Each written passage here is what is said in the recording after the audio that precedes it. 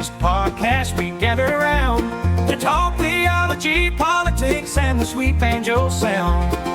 Kevin Thompson leads the way, teacher and preacher too. With a men's quartet, the harmonies ring true. Gather around the mic, let's find our way, singing praises, strumming banjo strings all day. Educator Baptist podcast, where we all belong. Join the harmony, let it carry us along.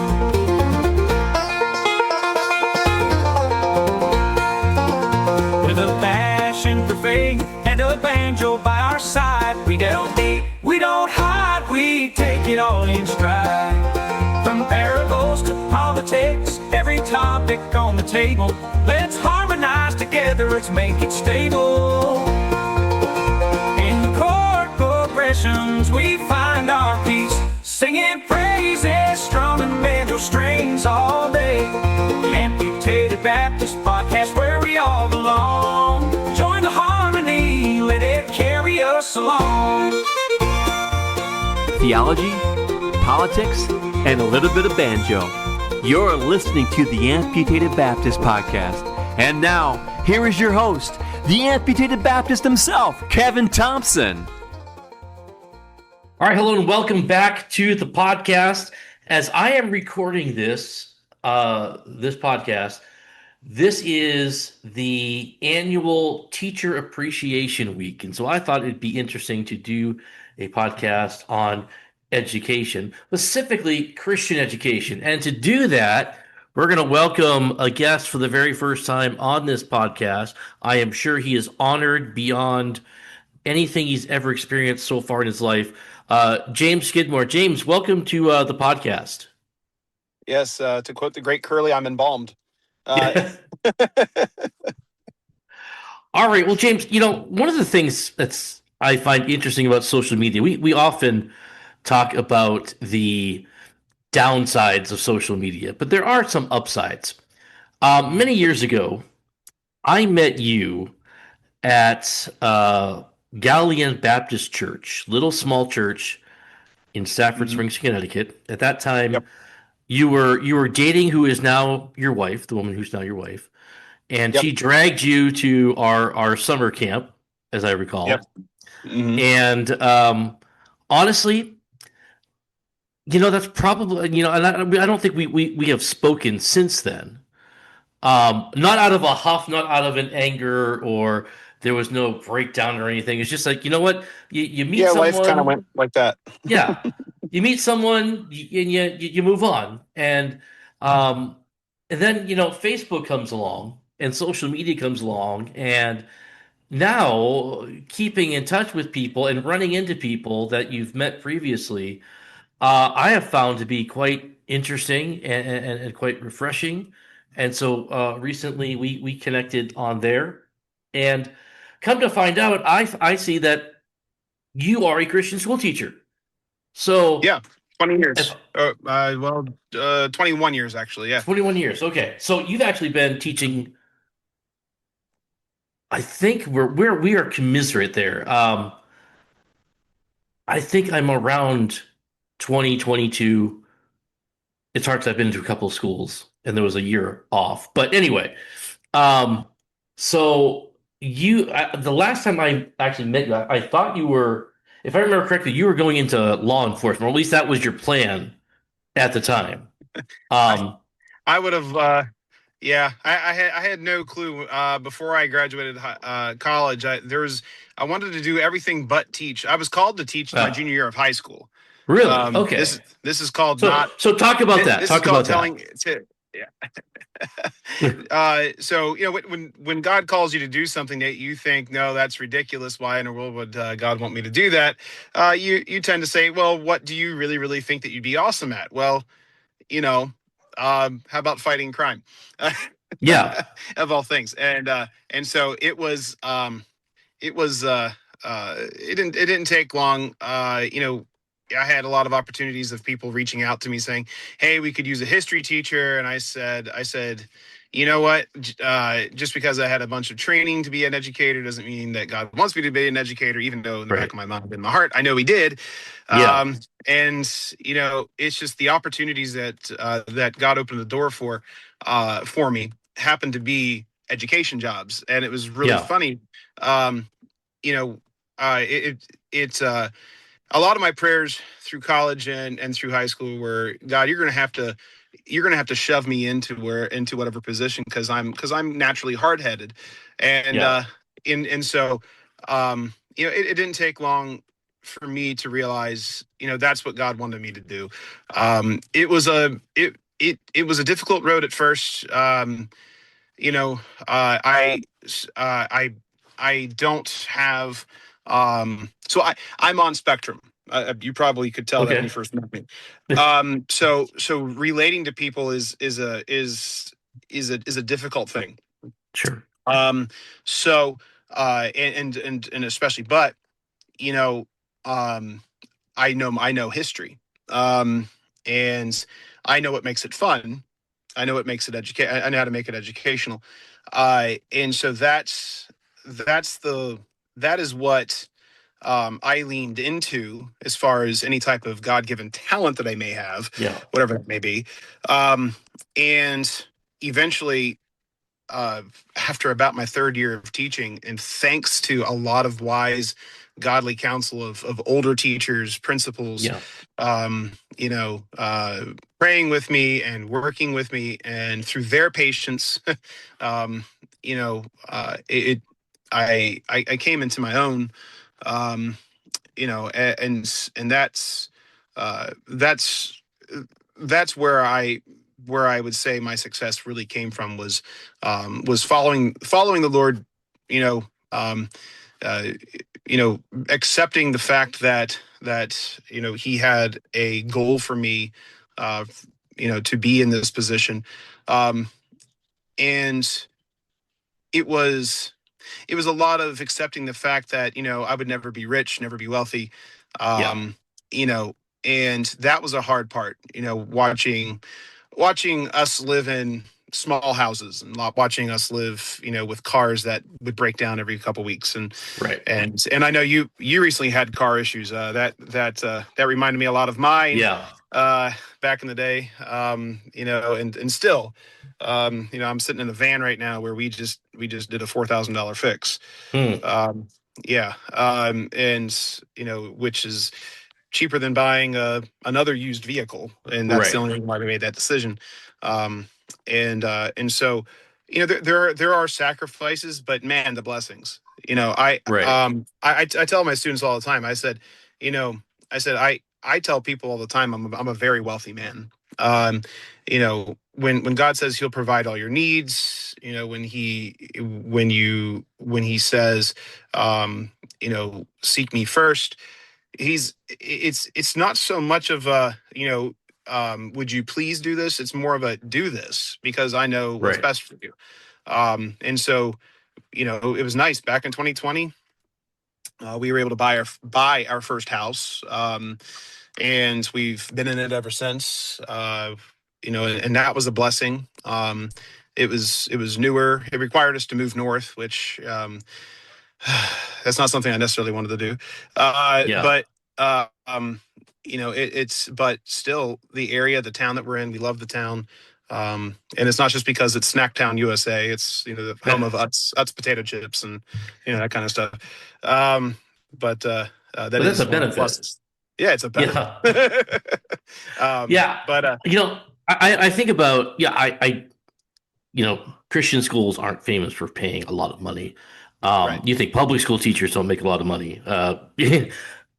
You need to look at what we make. Yeah. But I'm surviving, but Hmm. I'm not surviving because unlike I know a lot of people that make a lot more money than me, Hmm. but I don't wake up in the morning dreading to go to work. Right. I don't wake up and think, okay, I got to push out so many X number of widgets in the factory. I don't have, and if that's your thing, that's great. That's how God gifted you. That's great. But Yeah. I love what I do. I'm the Bible teacher, civics teacher. I get paid to Mhm. talk about religion and politics all day. Yeah. And who else is going to do that? Right. And so, yeah, and just the interaction with the students, I wouldn't give up my job for a higher paying job. Now, don't Right. tell my administration that or the school board. Um, but I don't want a higher paying job. I love what I'm doing here, Yeah. and I don't want to be in that position where I'm waking up and like, okay, I gotta Yeah. drag myself to work. And Yeah.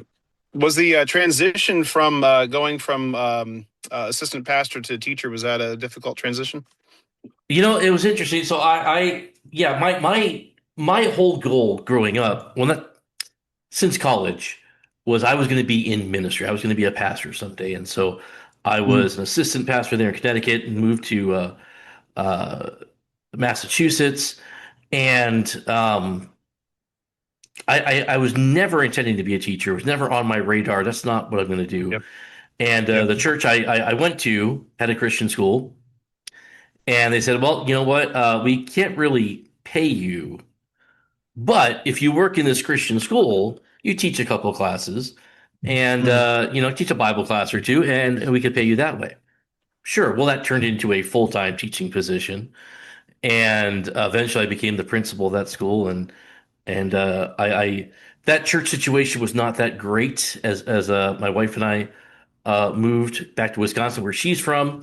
We heard about this Christian school. Actually, it was much bigger than the Christian school I was at. They were looking for just a Bible teacher, and I said, you know what, let's do that. And I told my wife, we're going to be there 1 year. We're Mhm. going to go there for 1 year. That way, I can figure out. I was burnt out and other things going on in life. So we're going to be here 1 year. Then I'm going to get back into real ministry. Yeah. Well, 19 years later, 18 years later, I'm still there, Mhm. and I can't fathom doing anything else. Right. For a couple of years, it was okay. Am I going to make the leap back to the pastorate now, or am I going? And I had different offers and whatnot, and it was just at one point I remember probably about year five or so at this job. If you love what you're doing, you're making a difference where you're at. Mhm. Why are you thinking about leaving? Right. And so yeah, and so instead of 1 foot out the door, you just commit fully. And here I am. I told the kids I'm here till they fire me. Yep. Um, so we'll see when that is. But Yeah. It's uh, funny. It's funny that you mentioned why would you leave? In it was I was at a really good Christian school. I'm at another really good Christian school, but yeah, back in 2012, I was at a really good Christian school. I love the people. I love the church. They were just I considered them family. But you know I really what I did was I t- I looked back. I kind of call it my Lot's wife moment. I looked mm, back at the school, at the pay, and I was like, wow, we have bills, we're in the red every month. We're living in a tiny apartment. I hate living in an apartment, because it's loud. It's not my right, cup of tea, and I said I'm sick of it. At the time we had two kids. We had Amelia and Jed, um, and they it was as a husband and a father, it bothered me that I didn't have anything saved up for them. yeah, We couldn't even save for ourselves. And I honestly think it was one of these things where God wanted me to trust him, but I just I well I didn't. That's mm, the bottom line. I didn't, and so I went into my principal's office. I had a friend who lived in another town, and he said, "Hey, I have a job for you." He was in my hometown, and and I thought, okay, that'd be cool to have a job back in my hometown. I can move closer to my parents who are getting older. And I was like, wow, this is really cool. But I'd have to leave my teaching job, which I loved. I loved the yeah, teaching, but the pay was just awful. So I right, um I did. I left and I went to this job, and it was water remediation. I don't know if you know Hmm. about that. No, I'm not familiar with that. So when there's a flood, whether it be clean water like rain, or dirty water like sewage backup, I come out and I clean it. Okay. And it paid well. It was just very dangerous, and so I left. And I didn't like the I didn't like the type of people that worked at the company. Not on a personal basis, but just the way that they acted sometimes. Sure. And so I left. I left that and got a job at a cell phone company, a very, very widely used big cell phone company, selling cell phones, Hmm. and cell phone plans. And the commission was awesome. The benefits were awesome. I had 401k for the first time in my lifetime. With commission, I made my first year $100,000. I'm not Oh, kidding. wow. Yeah. Um, I had never made that in my life. And the pay was awesome. But how you said, why have a job? Why would you want a job where you had to dread waking up in the morning? If I Right. had to hear one more person say, my phone doesn't work, and then I find out they just didn't charge it, Yeah. you know, I think I was going to actually pull my hair out. And so I absolutely hated the job, even though I was making money. And I told Claudine, I said, you know what? I said, this doesn't make any sense. I have everything I ever wanted now, right? Money, my family, and Yeah. we were actually living in a really nice place. And so, I said, if this were God's will, I would be happy with where I am and content, and and I thought to my and it was, maybe I should back up, because when I left teaching, I I left not feeling good about leaving, right? Yeah. There was not that peace that there should be, right? When you're about to make a big decision, and it's because I left God out of it. That was the big reason. Right. And so anyway, I went to this cell phone company, and was making money, and it was awful. Um, the principal of the school that I'm at currently, my oldest daughter was in preschool at the time, and she was graduating preschool, and the principal came up to me and he said, "Hey, you work in Verizon, right?" I said, "Yeah." He goes, "Did you ever think about teaching computer?" I'm like, Hmm. "Computer?" I was like, "I'm a history teacher." I said, I mean, I could do it. I know technology. It's more of a hobby than a profession, for Yeah. me. And he said, "Well, I tell you what, send me your resume, and we'll talk." And so I did.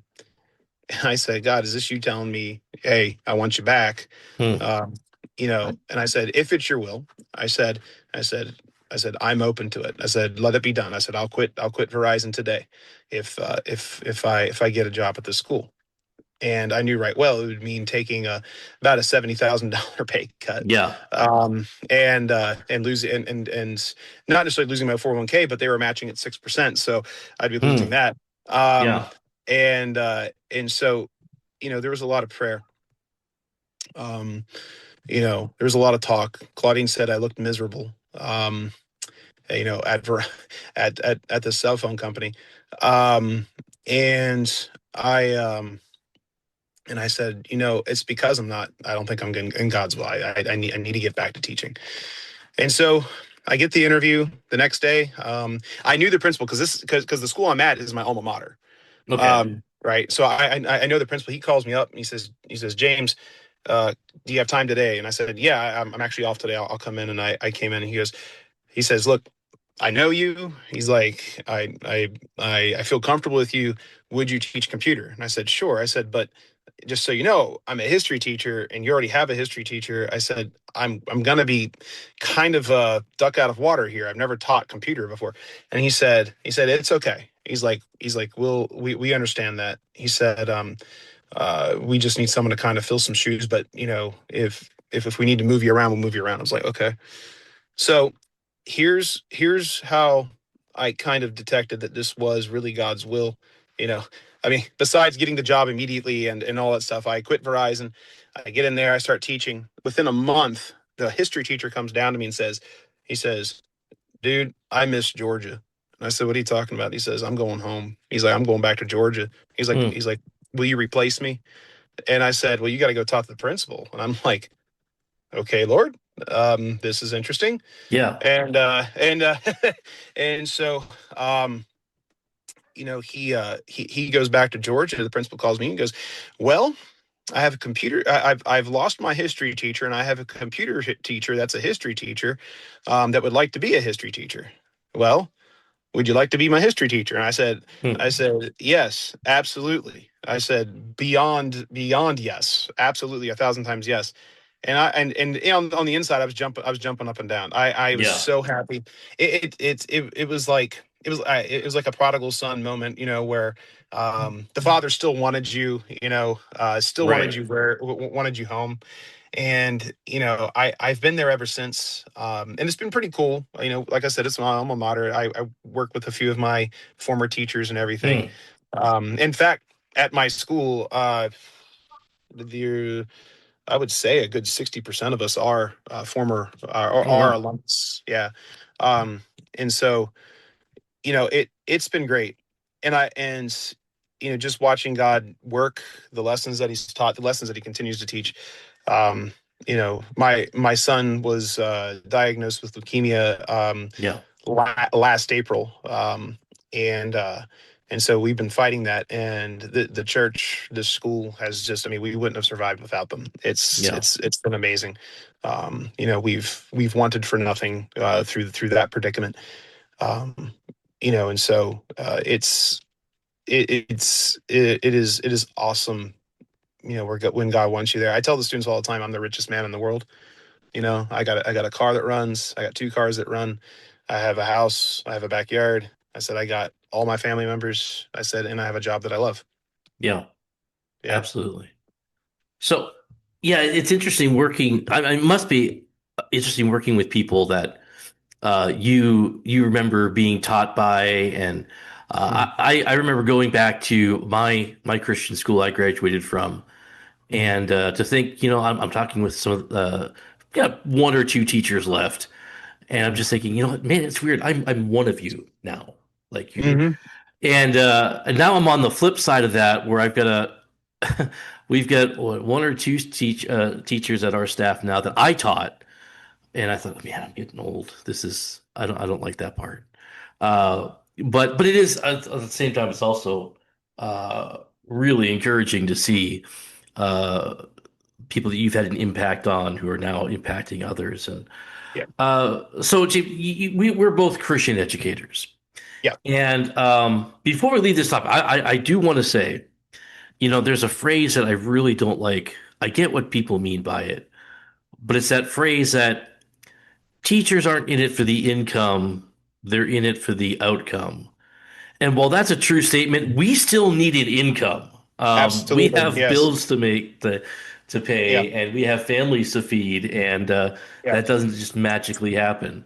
Yeah. But I am Or it's thankful a for a school that's able to do that right now. So, Yeah. um, Yeah. My favorite is, well, it's your ministry. So yes, it's also my job. yeah, yeah, Yeah. yeah. It is a Yeah. ministry, but yes, It can be two things. Yeah. yeah. But the Yeah. scripture also tells us that a workman's worthy of his wages. So, True. um, you know, I, I'm sorry, I don't do this for free. If I had some sort of, if I'd won the lottery, which I never play, you know what? I'd come in and do this job for free. Sure. Right. Yes. But it's good. It's the right thing to do to pay people. So Yeah. you and I are both Christian educators.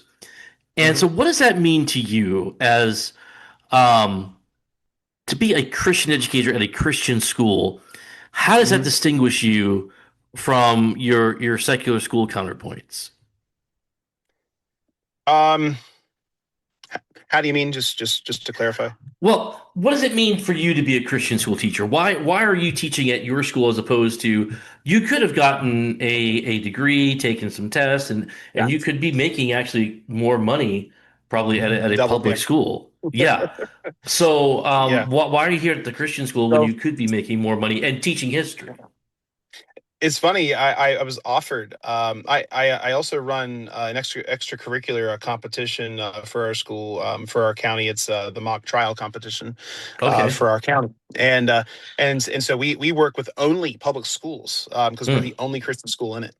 Um, and so I had a man reach out to me. He's actually in charge of the social studies curriculum of our county.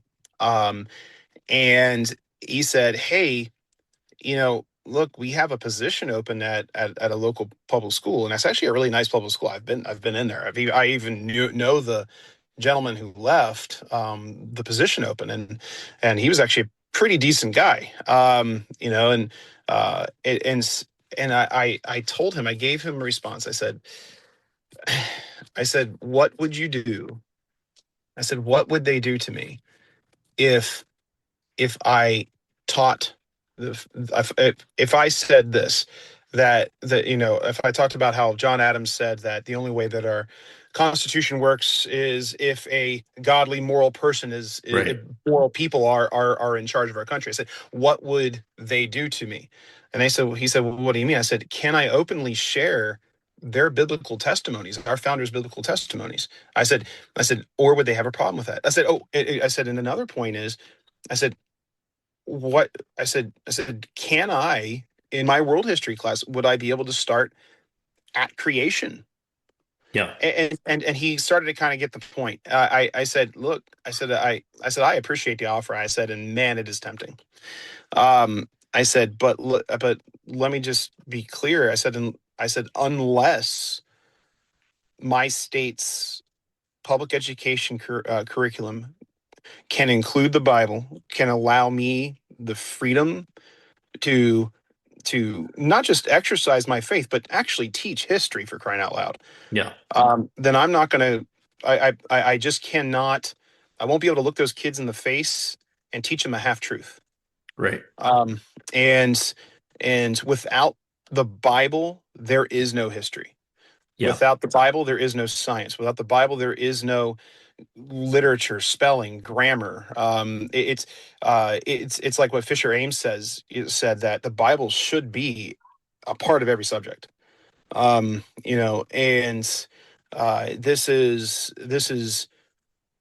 this is where I came from, and he understood what I was trying to say.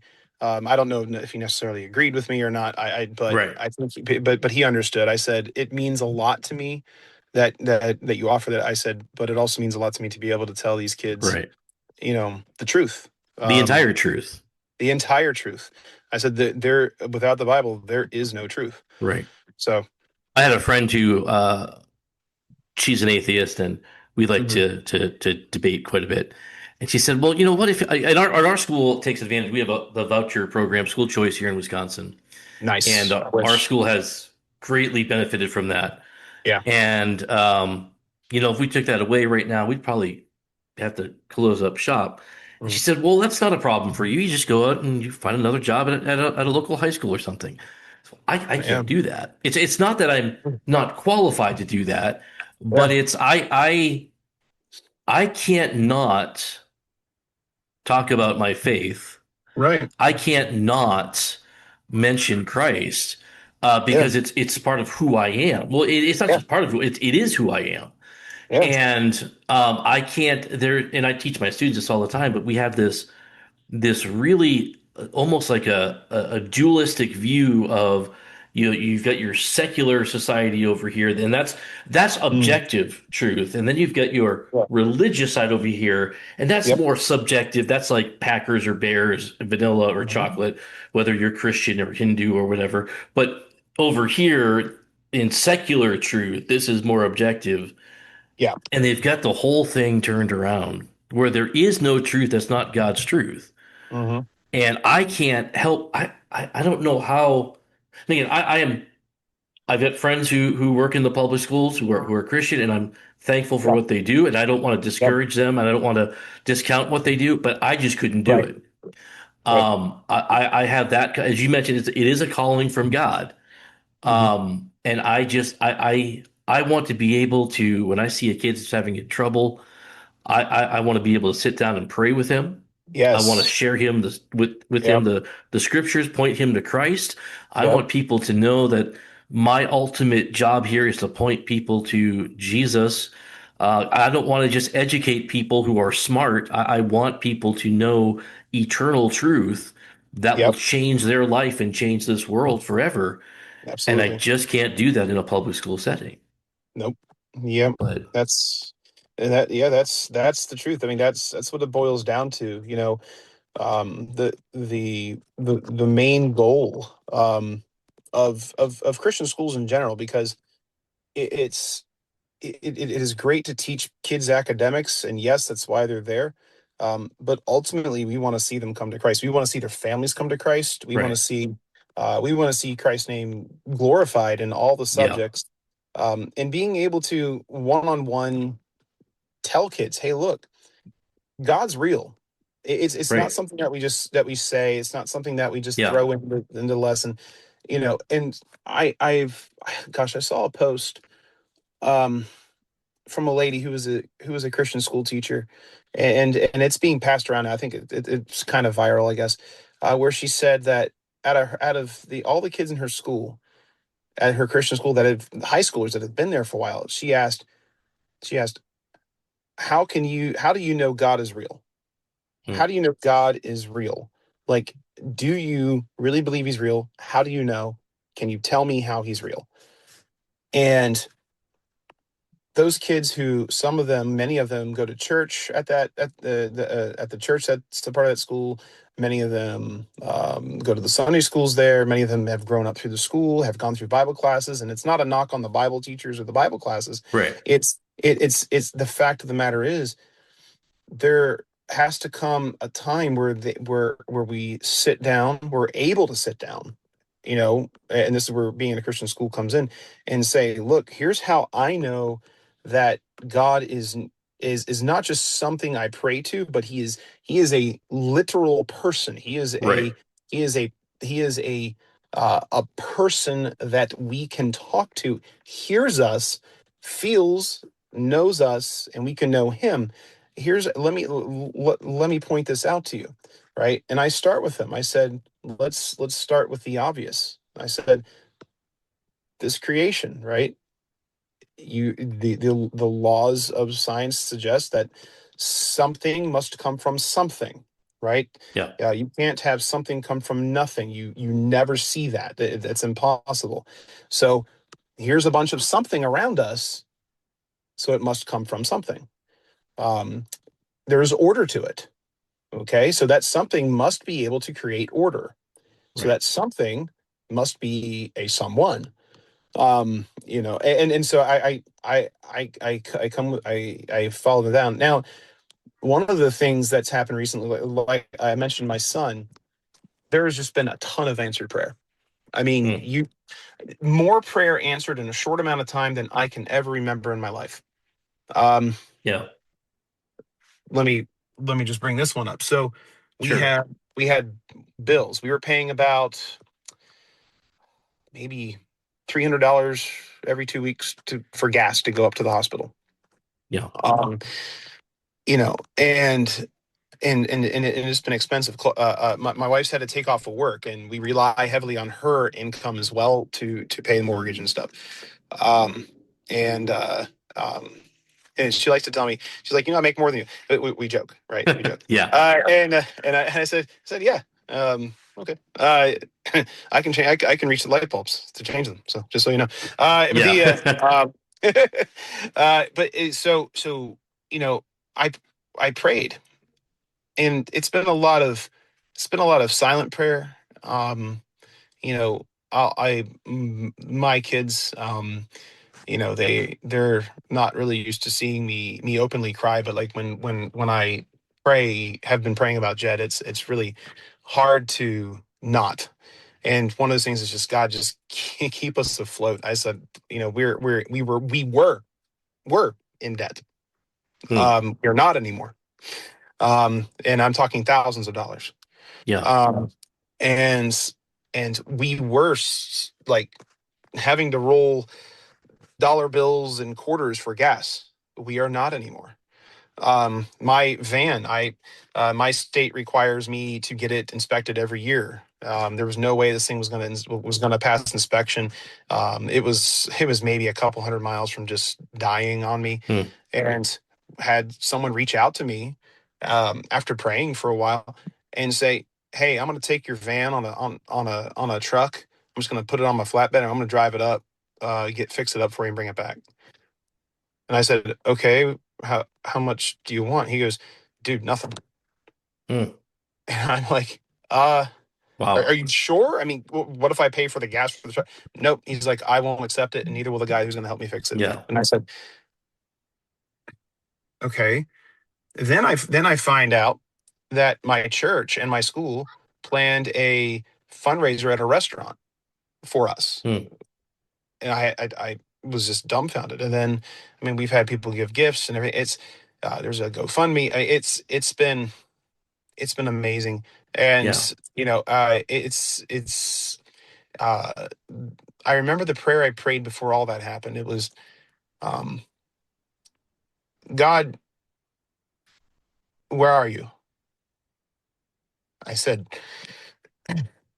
i said do you did I do something? I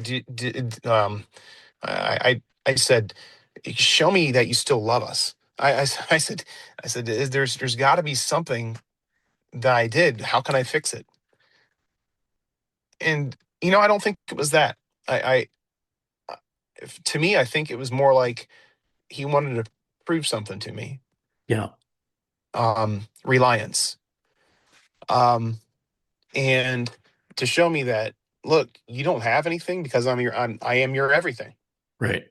And with me, he's like, who cares how much debt, like these bills that you have. He's like, what's that? He's like, I own the entire universe and beyond. He's like, Right. and here, you want me to take care of your little bit of debt? Boom, there you go. Yep. um that little lousy car you have, yeah, here, let me fix it for you.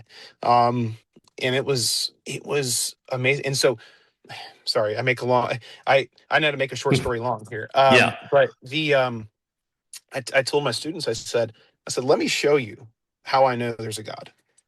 that Right. that I said, you tell me how is it, without me telling anybody. I told nobody all these specific things. I told nobody. It was all prayer. Hmm. The only ones who knew it were my wife, God, and me. And I prayed it, and each and every one of those things were taken care of specifically. Yeah.